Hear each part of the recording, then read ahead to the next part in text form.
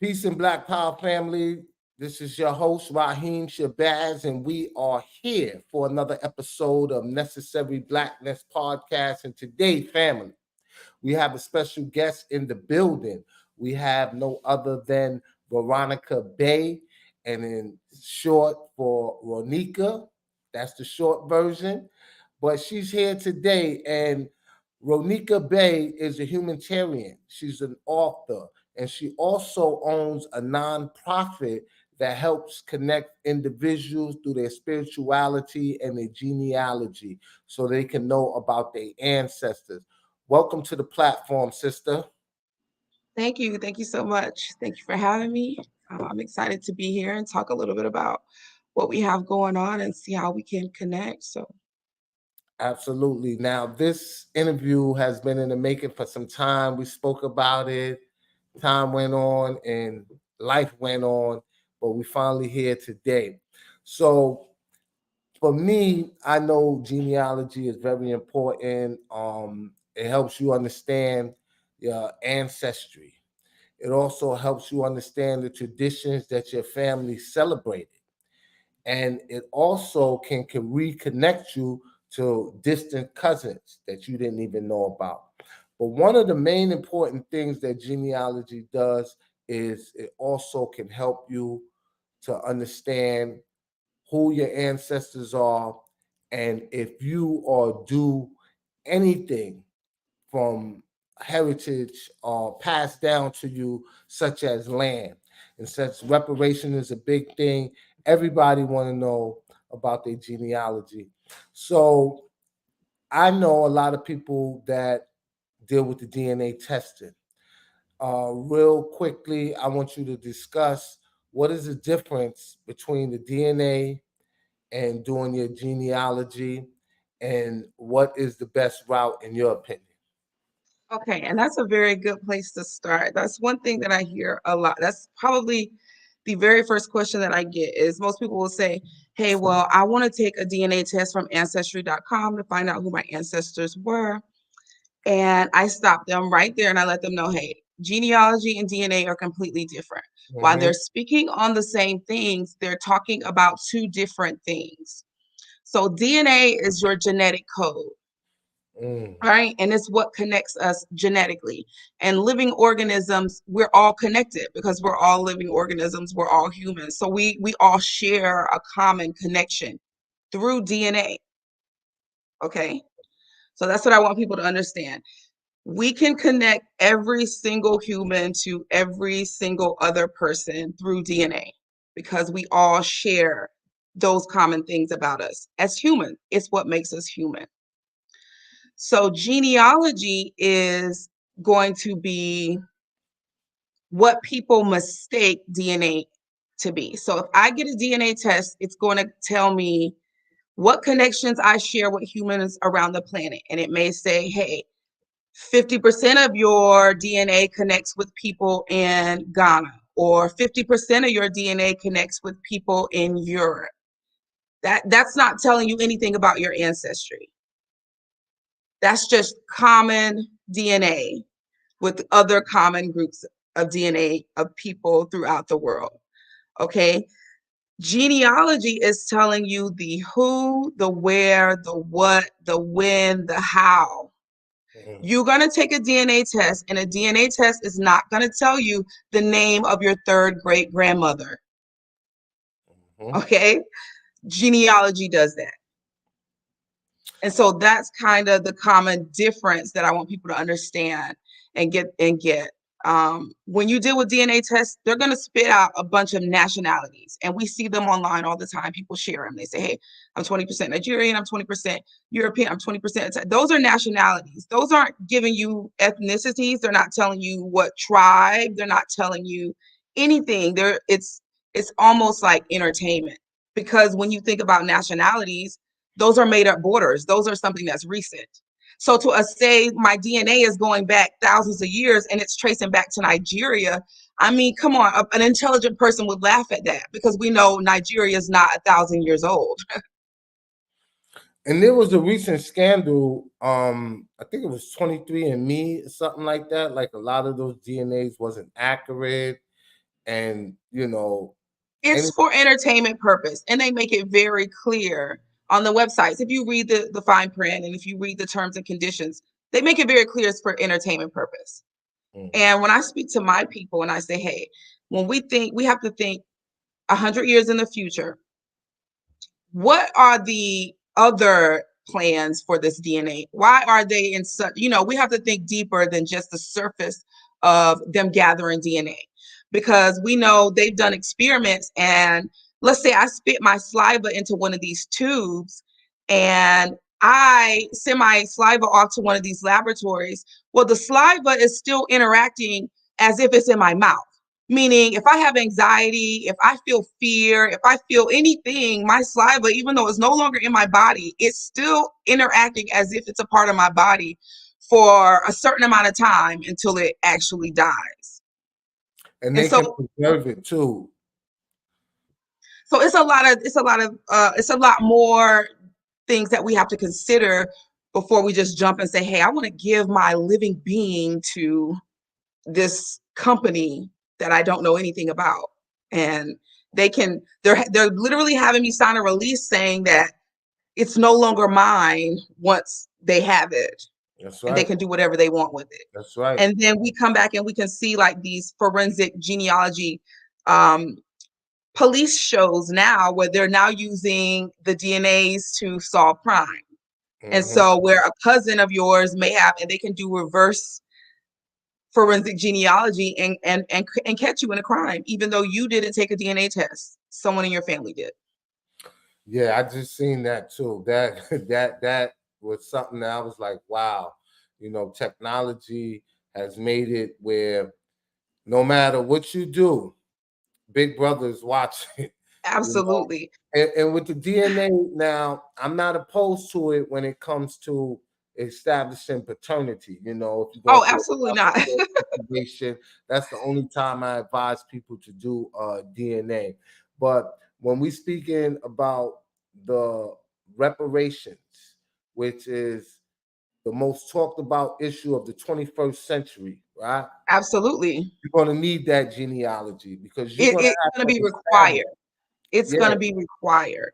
that your We're family. not going to have a realistic discussion about reparations without Absolutely. discussing genealogy simultaneously, because we're going to have to cut off a certain period in history. Hmm. Right? You're going to have your ancestors will have had to have been here prior to a certain point in history. Not only that, you're going to have to be able to trace your ancestry back to that certain time point in history, whatever date that is that they decide. I think now it's about 1860-ish, 1876 1870. census, right? And so that's just the facts, the reality of it. Any remedies that we seek, and every remedy that has been given to any other group of people has been based on genealogy.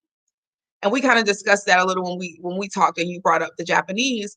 But when we look at any other Native American tribe, the establishment of their tribe is based on genealogy. That's right. Now, I know me and you had spoke, right? And I want you to tell the audience, right? Because this ain't just happenstance. You woke up one day and say, I want to study my genealogy, right? Take us through that journey and tell them the conversation we had and what you found out when you started doing your tracing. Right. So of course this is something that I was born into. And when I say born into it, it's like I use the term urban American Indian. And what I mean by urban is meaning you're not necessarily a part of a federally recognized situation Mm-hmm. where most of us lie, because most of us, we just have this thing that's been passed down in our family where my grandma said this, or great grandma said that, or great grandma told grandma this, where it's like this remnants or traces of still. And that's done by design. That's by design. And we may talk a little bit, we'll get into to how that happened. But to where it's a fear in the family. And 2 generations ago, these are things that you could have been murdered, or you would have been murdered for speaking about. speaking a language, claiming to be indigenous, claiming your tribe. If your skin was too dark and you were claiming to be of a certain tribe or heritage, they would kill you Mm. if you admitted to them or if you spoke your language. So the fear that has been embedded in our ancestors to where it may be just something that they say and never speak of in detail. So that's kind of where it was. And for myself, so we grew up that way. But anytime my grandmother would have gripe with the government as far as like things weren't going well, or if the government was providing any sort of relief for the government, right? She would always have me. I guess I'm the family researcher. I'll spend time with her. So she would always ask me or have me look up things, and she would say things like, well, look up and see what the Indians are getting. And so it was like a running joke in our family, like, this lady drive a Cherokee, she thinks she's a Cherokee. Like, we would just kind of like play it off and joke it off.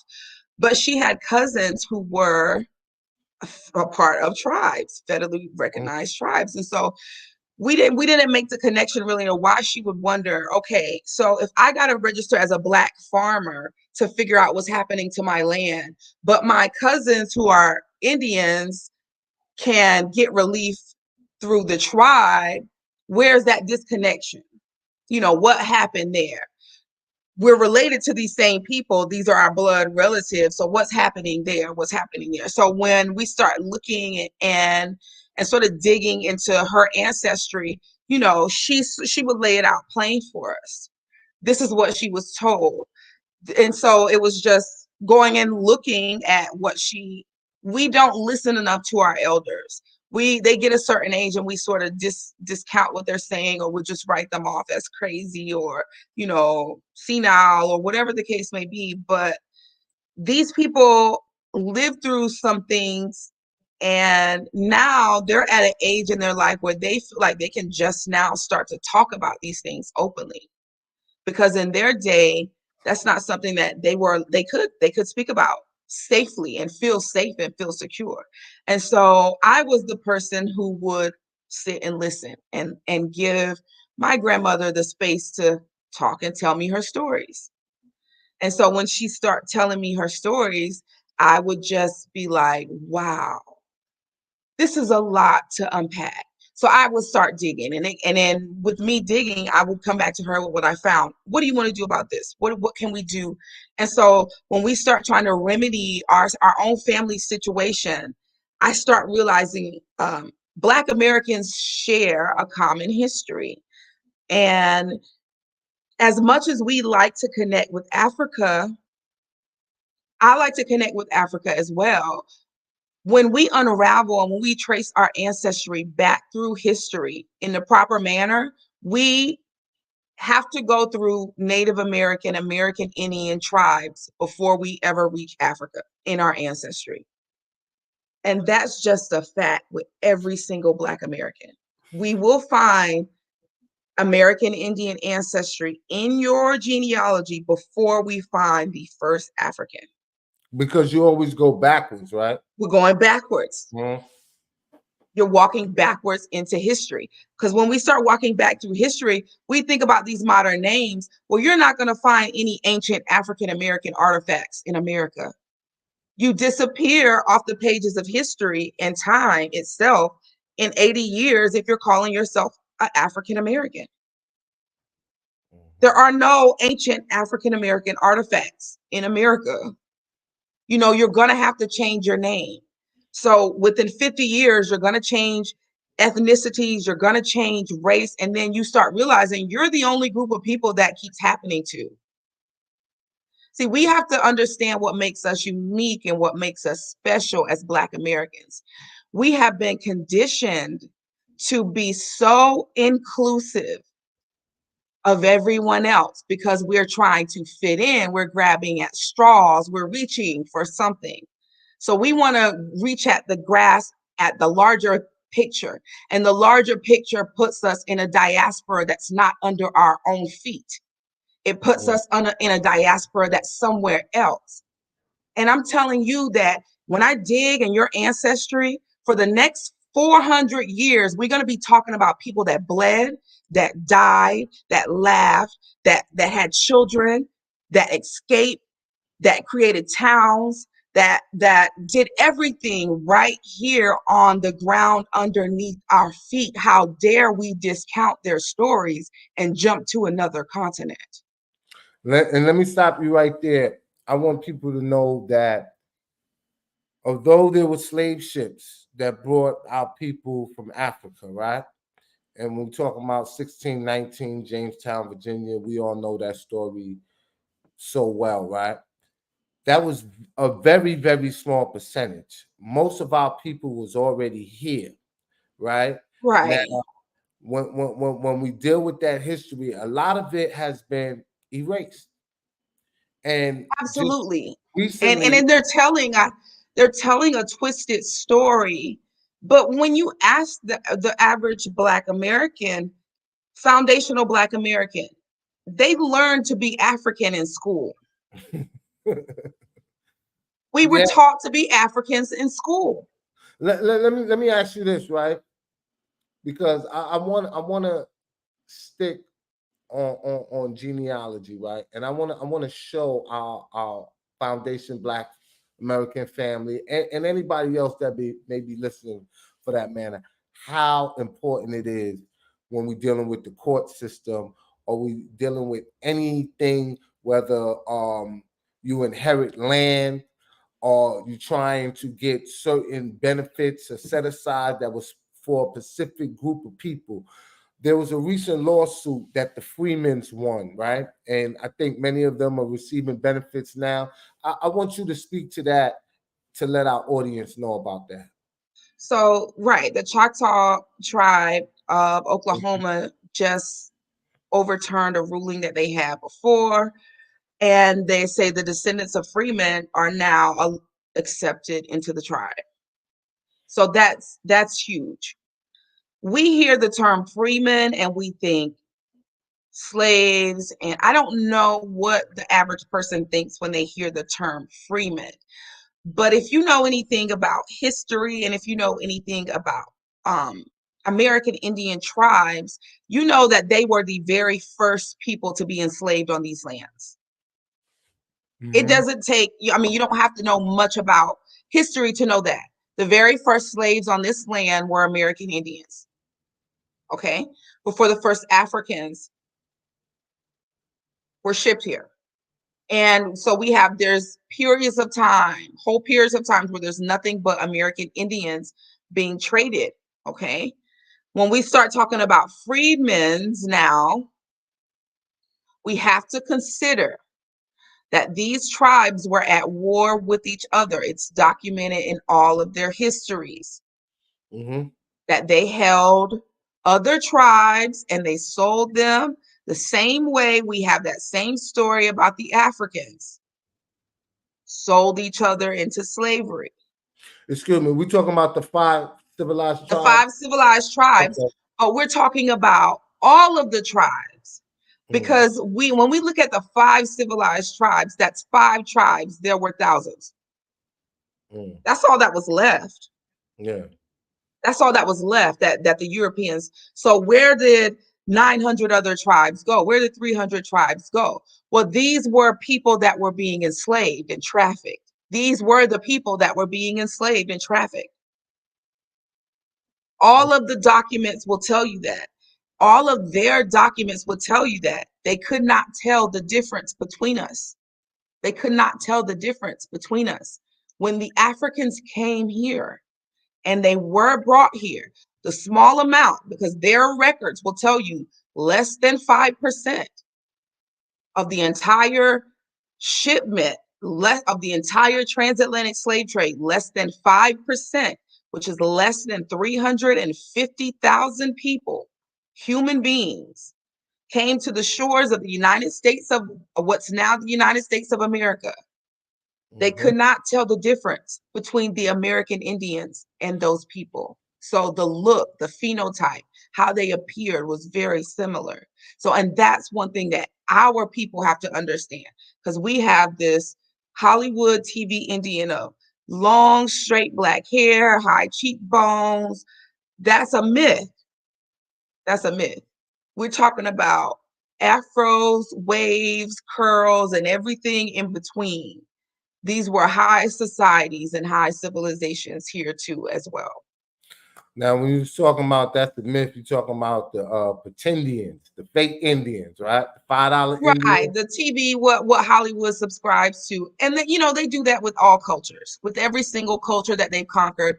They will throw the lightest, most Eurocentric features up as the poster child for what that culture looks like.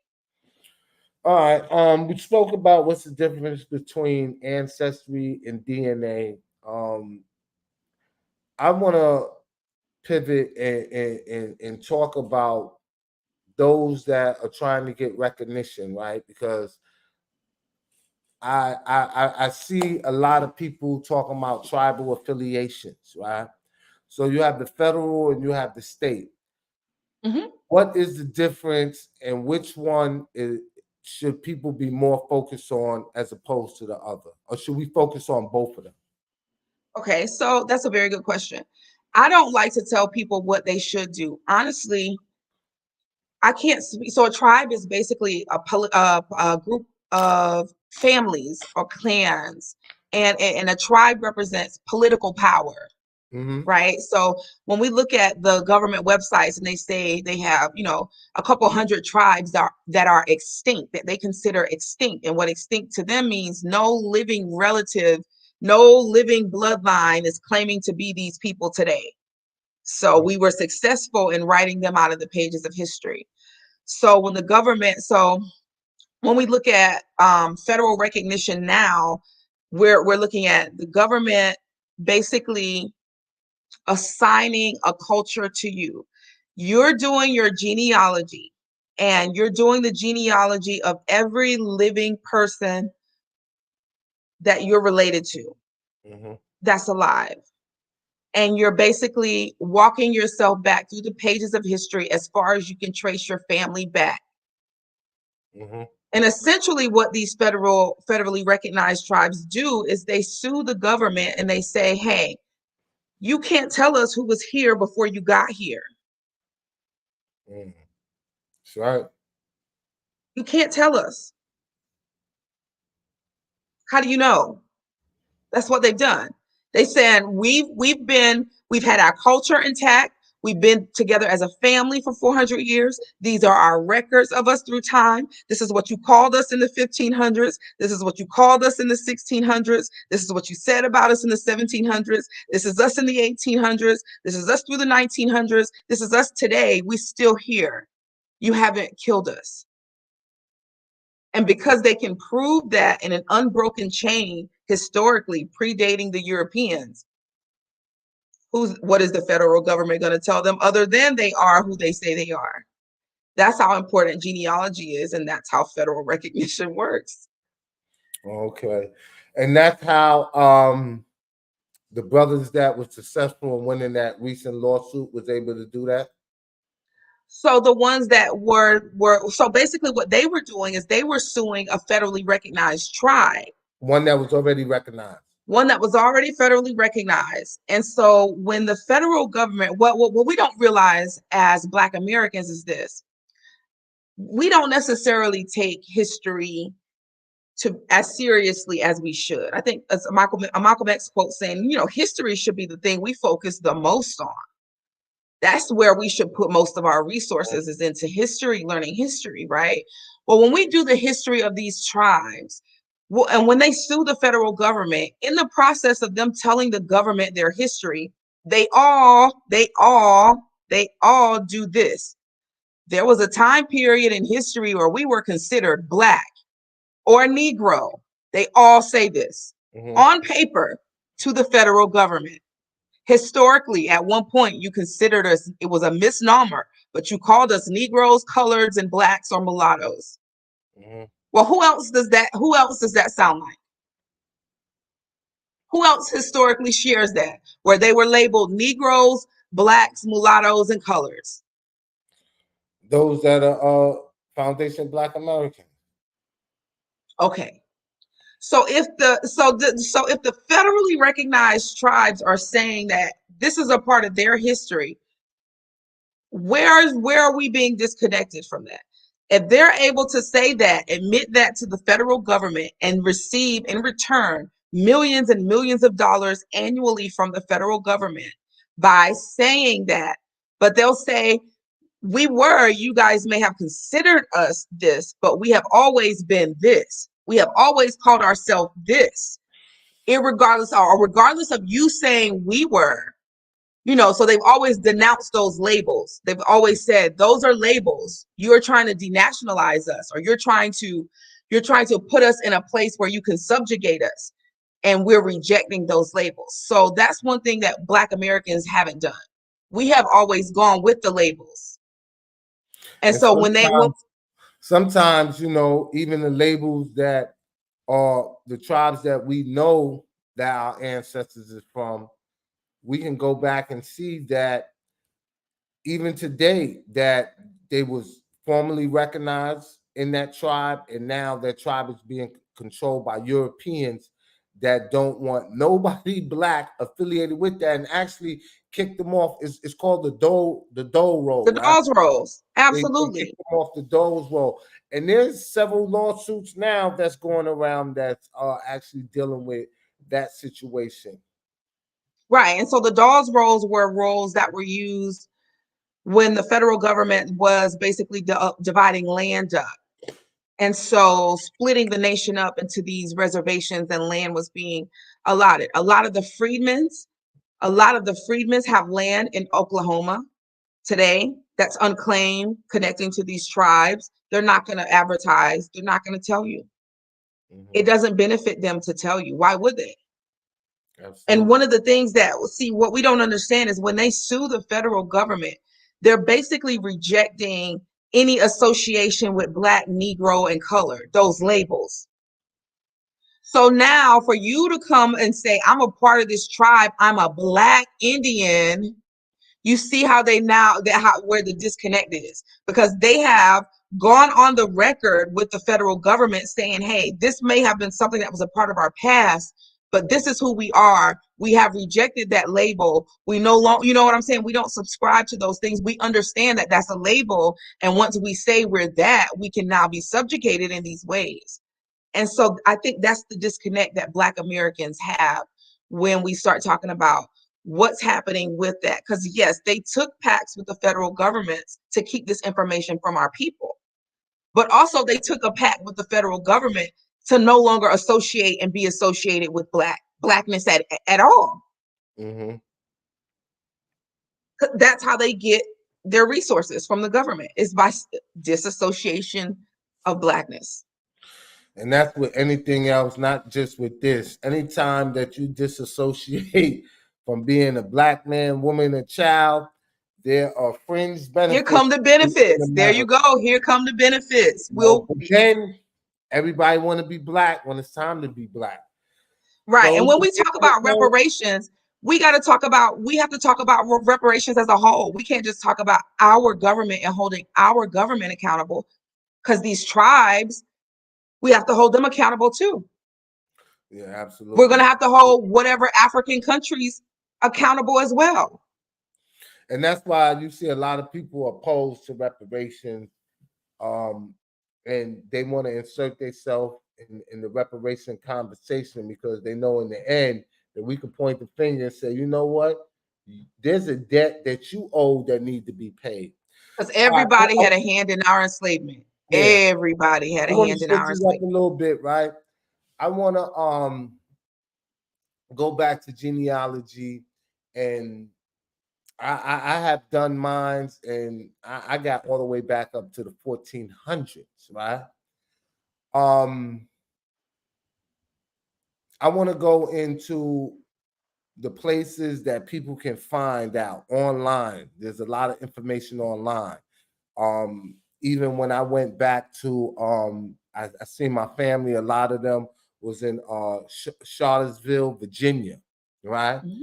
And then I started looking at court records and records that they had online. And then I wind up seeing a will where one of the slave masters' friends was a lawyer, and he actually left, his slaves and an individual that was a member of my family that he had To children his from. friend. He Wow.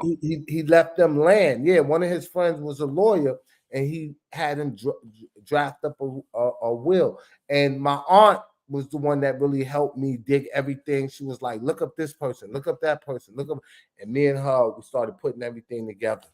Um, but other people that's novice and they want to know about their genealogy and they want to go back, what is the first thing you will advise them to do? Start with themselves. So you are the first branch of your tree. You Mm-hmm. are the first thing on your tree, the leaf, whatever you want to consider yourself. Start with yourself. So it's very simple. It's hard work, but it's very simple to explain and it's very simple to conceptualize. So you're going to start with yourself and you're going to work backwards. Mm-hmm. Me, my mom, my dad, my mom's mom and dad, my dad's dad and mom and dad, and go grandparents and work your way back through time. You're just moving backwards through yourself. So you can start in your own home. And so when we talk about genealogy, what sets genealogy apart? What makes genealogy so finite and so set in stone? It is the documentation. So when I say start with you, you're going to start with your birth certificate. And then you're going to find how would you connect yourself to your mother and father through documentation? What documentation connects you to your grandmother? That's Mm-hmm. how you're connecting yourself to the people. So it is the paper trail of your bloodline. Birth certificates, death certificates, marriage license. Like I got so much stuff in history that's Census online. records. So Census records, yep. yeah, ship manifests, any kind of Mm-hmm. court records, any newspaper article that was published on them. It's just so much documentation. So you're gathering documentation on each person in your family, whatever that paper trail may be, and the stories that's attached to each person. I mean, it's going to be a lot to take in once you start seeing the documentations that you are accumulating for each person. You're like, wow, like this is me. There's a Mm-hmm. saying that's very popular: know thyself. To know thyself, and people know when they say that they're always speaking about ancient Egyptians, and it's just like, no. Do you know what your great grandma's middle name was? Know thyself in the simplest sense is to know where you came from. Who are your people? That's a saying in the South. That's the first thing an elder will ask you. When you bring a young person over to your granny's house to eat or to meet the family, and the first thing your granny's going to ask is who your people. Mm-hmm. She want to know who they people, who where they come from, who they kin. Yep, because you might be related. Exactly. You might, and don't bring somebody that you call yourself dating over. That's the first, because they want to know if is that your cousin, and they're going to tell Yeah. you. Yep, absolutely, absolutely. And you said it earlier. Malcolm X said how important knowing your history is. I think one of his saying is history rewards best those who research. Right. Speaking of research, I want you to start telling us about this book. Let us know about your book. Okay, so I basically what I put together was a workbook that teaches you how to walk backwards through time in your own bloodline. And it gives you a step by step. Not only does it give you step by step of how to do it, it gives you the online resources of where you can start. It gives you a little brief history of what connects you to the different tribes on this land.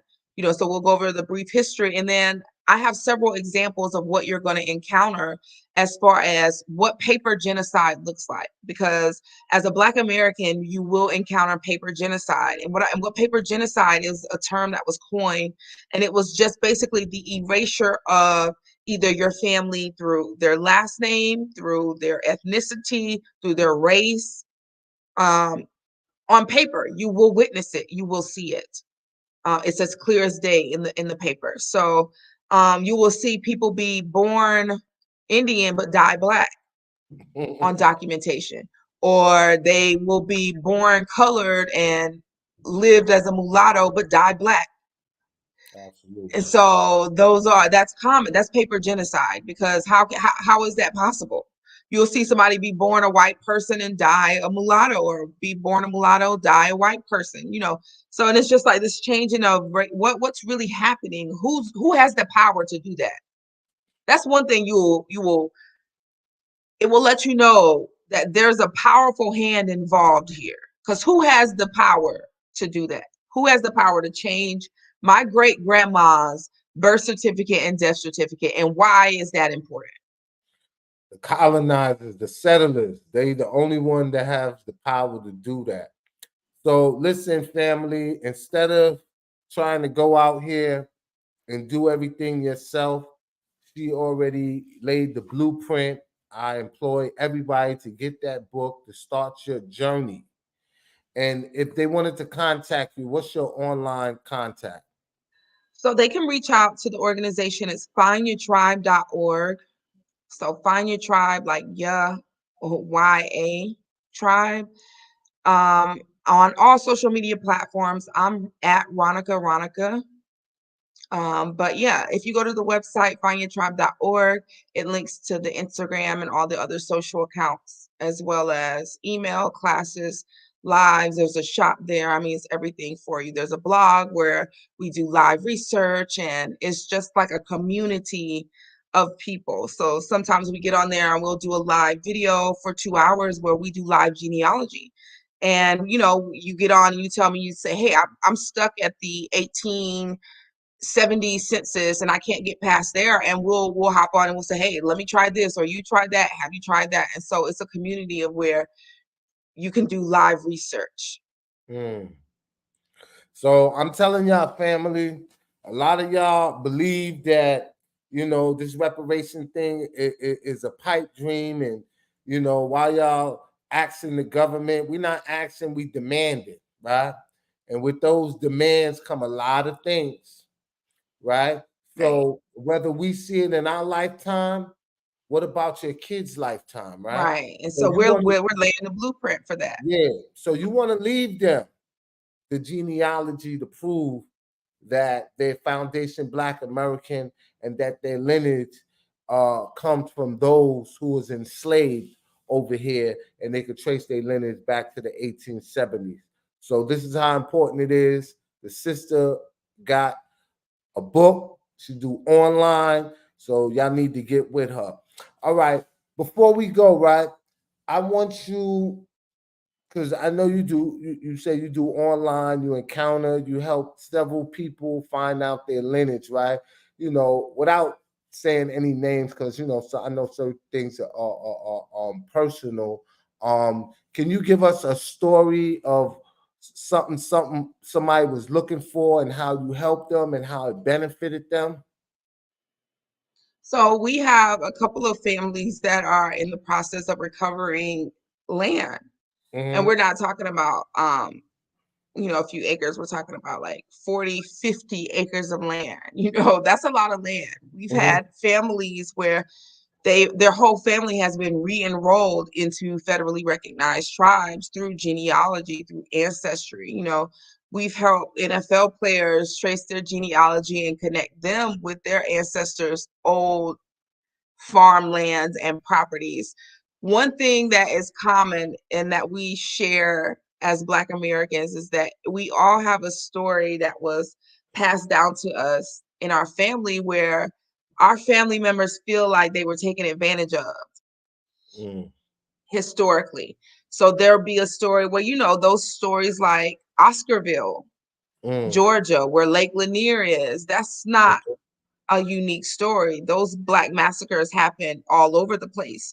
And so you won't know that that happened to your family unless you do your genealogy.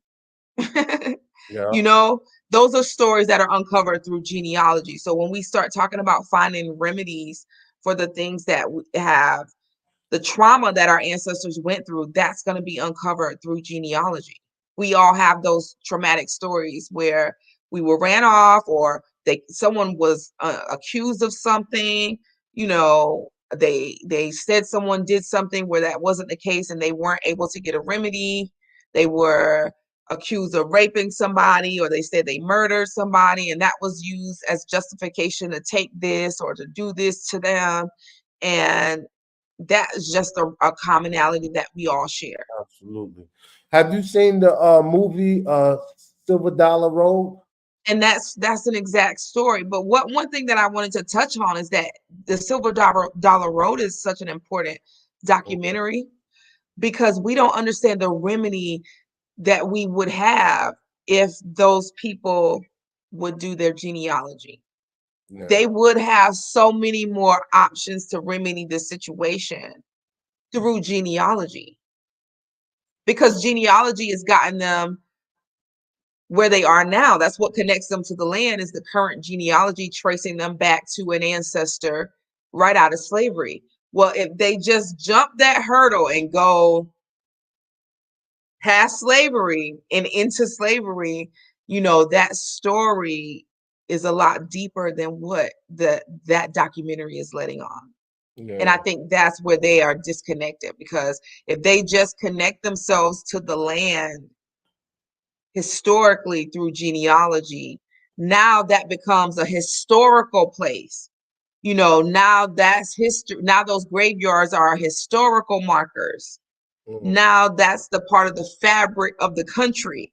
And they protect those things. Those things are protected and they are handled differently than just, Negro remains. But one of the main problems, right, that arise from that situation in Silver Dollar Road was not that they couldn't connect themselves to the land, because that was proven, right? Is that it was passed down through inheritance, right? Heirs And property. his property, exactly. That's the Hmm. word I was looking for. And one handkerchief head Negro in the family went behind the family's back and sold his portion. You know what I mean? I think it was like 13 acres. And just so happened, it was the acres that was by the waterfront, which was the most valuable one. Yeah, So what we that's no, gotta do, that's done by design. That's all yeah, of that is done by design, because with heirs property, you can't set one person can't sell heirs property. It's that story is so much they found a deeper. loophole. They found a loophole where they can do it. But this is why I want to say this to the family, right? We got to start studying, right, and see Hmm. what our ancestors did, and see what remedies are out there today, right? Because just like how they found a loophole, there is a loophole. You got to put it in a private trust. You know what I mean? You got to put it in a family trust. You got to put it in a business trust. There's so many different ways that you can do it where one person can't sell the land. The land belongs to the family. And if you're not a direct bloodline or show lineage to this family, now we're Yep. back to genealogy again. That's Then all a you have to tribe go through is. That's all a tribe is. We don't understand that we've lost that connection, but that's all a tribe is. Right. Prove you belong to us. stuff. Prove you're connected to us. And so when we pass things down, right, grandma's house is going to be grandma's house forever. It doesn't matter if it's 100 years from now or 100 years in the past. It was her house 100 years ago. It's going to be her house 100 years in the future. And I get stories from time and time again. I just read a story the other day where an individual actually brought back house that was sold out of their family, and they just brought it back. You know what I mean? To keep the memory of the family. Michael Epps, he just bought the house that he was born in, as well as the whole entire block. He bought the whole Wow. entire block, and he's renovating those houses in Indianapolis. So that's what we have to do, because let me tell you, family, they're making everything, right? We can make another shirt, we can make another microphone, you can make another table, but one thing you cannot make is land. More land. And we gotta hold Absolutely. on to the little bit that we have. So in closing, sister, is there anything that I didn't ask you that I should have asked you, or that you want to say in your last closing words? No, I would just encourage everybody to take time out the holiday season is coming up, right? And so we'll be spending time, whether you celebrate these holidays or not, you will probably be around your family and get to spend time with them. And so use this time to talk to your elders. Find the oldest living person in your family and give them some love and spend some time with them and some appreciation with them. Audio record it, video record it. This will become a family heirloom to you in the future, whether you realize it or not. These stories and this time and spending that time with your family. So just our elders are waiting for us to reach out to them. They have a story to tell, right? They want to tell us these stories, and so they're just waiting for us. So if we can just take the time, we always on our phones, we always got our phones out, put it out and ask them some questions. Grandma, where you came from? Grandma, who's the oldest living person in our family that you know? Grandma, what's the oldest town that where we're from? And ask those questions and you'll be surprised. You will be surprised. And that will start to light some sort of fire in you to want to know more. Yeah, and I definitely know when you say that what you mean, because my father is the oldest living male on that side of the family. So I'm getting all the history. I'm getting He's a all library. They say when an elder dies, the library burns to the ground. That's a absolutely. saying. So put a camera in front of that library and get the stories. And though it may not make sense to you now, 5 years from now, 10 years from now, your children or your grandchildren might be faced with something where that story now makes sense. But And, had you not had that recording or had that audio of it, and pass it on to them, they may have never known it. and he has his grandfather's um birth certificate. You know what I mean? So it wasn't really hard for me to go that far back because he was showing me, and then I got pictures of everybody from, so we building that tree, the roots are strong. Do you And guys still do family reunions?